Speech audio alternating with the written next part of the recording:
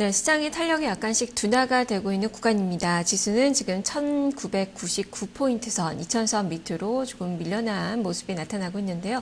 대형주들의 이 시세 탄력이 약간 둔화가 되면서 지금 시장이 위축된 모습이 나타나고 있습니다. 그래도 테마 쪽에서의 움직임은 여전히 강한데요.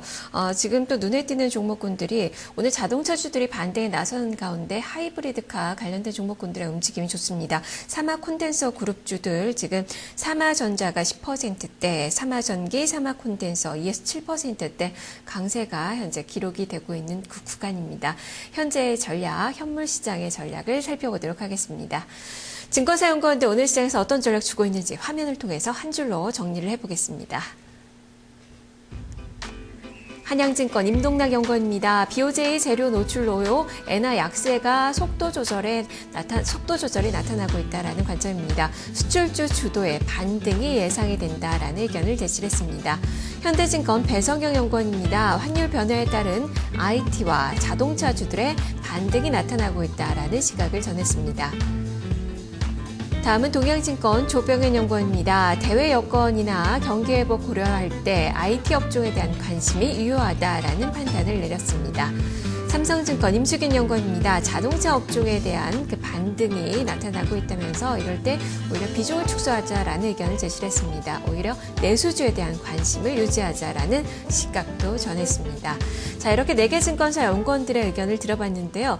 환율에 많이 포커스를 맞추고 있고 그리고 자동차주들의 반등에 대한 이야기들도 나타나고 있습니다. 자, 이 중에서 동양증권 조병현 연구원 만나보겠습니다. 연구원이 안녕하세요. 네, 안녕하십니까. 네, 대여건은 좀 많이 호전이 됐습니다. 오늘 이로 인해서 주가는 2000선 위에서 개장된 모습이 나타났는데요. 지금 약간 탄력이 둔화되고 있는 구간입니다. 시장 상황 계속적으로 좀 낙관적으로 볼 수 있을까요? 예, 일단 어제 같은 경우 미국 증시 기업들 지금 양호한 실적들을 발표해 줬고요. 장마감 이후에도 비교적 괜찮은 실적들이 나오고 있습니다. 그래서 거기다가 또 이 정치권 불확실성 이런 부분들이 또 경감됐다 이런 뉴스들 들리고 있고요. 그렇기 때문에 이런 부분들을 긍정적인 지금 소재를 제공을 해주면서 지금 상승 흐름이 해외 증시에서 나타나고 있고요. 국내 증시도 일단 오늘 상승 흐름을 이어가고 있는 상황입니다.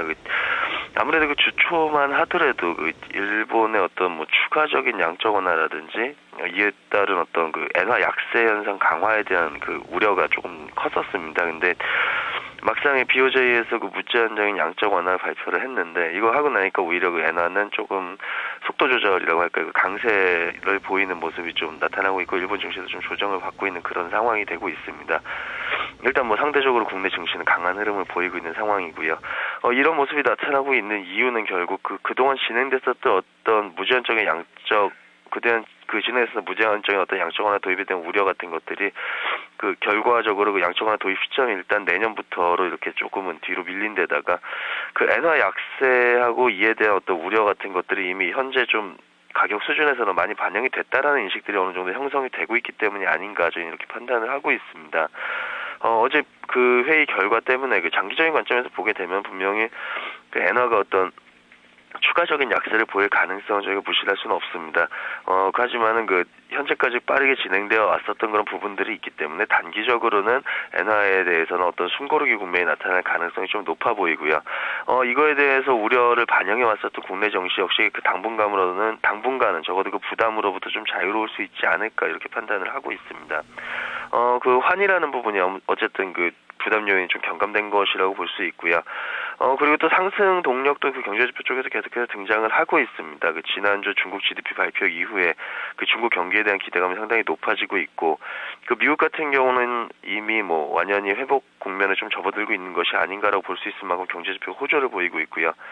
최근 들어서는 유로존에서도 심리지표 중심으로 해가지고 개선이 좀 진행되는 모습입니다. 어제만 하더라도 독일 경제연구소에서 발표한 경제 예측 지수가 2년 반 내에 최고 수준으로 뛰어올랐다 이런 뉴스들도 있었고요.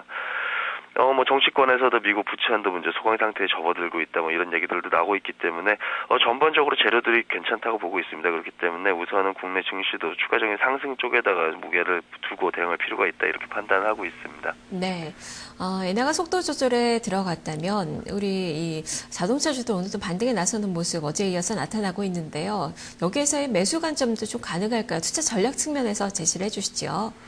예, 그 조금 전에도 말씀드렸던 것처럼 그 엔화에 대한 부담감이 적어도 당분간은 그 기존에 비해서 크게 경감된 것으로 볼 수 있는 상황이다, 이렇게 말씀을 드릴 수가 있을 것 같습니다. 이것과 관련해서 분명히 그동안 엔화 때문에 가장 억눌렸던 업종이나 종목이 어떤 것이 있겠느냐라는 건 분명히 생각해 볼 필요가 있고요. 거기에 대한 대답 중에 뭐 가장 대표적인 게 바로 자동차랑 자동차 부품주가 아닐까, 이렇게 생각을 하고 있습니다. 아무래도 그 빠르게 움직였던 그 엔화 약세라는 부분들이 좀 진정이 된다라고 하면은 그 부분에 의해서 좀 약세를 보였었던 해당 업종들의 주가 역시도 단기적으로 빠른 반등이 나타날 수 있다라고 뭐 충분히 생각 가능하고, 지금 실제로 그런 모습들이 나타나고 있고요. 어쨌든 단기적인 관점에서는 분명히 뭐 실적이라든지 뭐 펀더멘탈을 떠나서 일단은 뭐 가격적인 측면에서 움직이면서 봤을 때 단기적인 반등 추가적으로 가능해 보입니다. 그리고 IT 업종들에 대해서도 관심을 가질 필요가 있는데요. 결국 뭐 양호한 실적이라든지 글로벌 경기 회복이라고 앞서 설명드렸던 글로벌 경기 회복 모멘텀이라든지 아니면 엔화 약세나 원화 강세 진정 뭐 이런 소재들을 공통적으로 지금 수혜로 받아들일 수 있는 게 바로 IT 업종인 것 같고요. 이들은 분명 양호한 퍼포먼스가 중장기적으로도 기대된다라고 보고 있습니다. 정리해서 말씀드리면 그 단기적인 관점에서는 일단 자동차 부품, 자동차 업종에 대해서 관심을 가질 필요가 있고요. 보다 긴 흐름에서 본다라고 하면 IT 업종 쪽으로 좀 눈여겨볼 필요가 있다, 이렇게 판단하고 있습니다. 네, 알겠습니다. 말씀 잘 들었습니다. 네, 감사합니다. 네, 단기적으로는 자동차, 좀 더 중장기적인 관점에서는 IT가 적합하다라는 투자 전략이네요. 동양증권 조병현 연구원과 함께했습니다.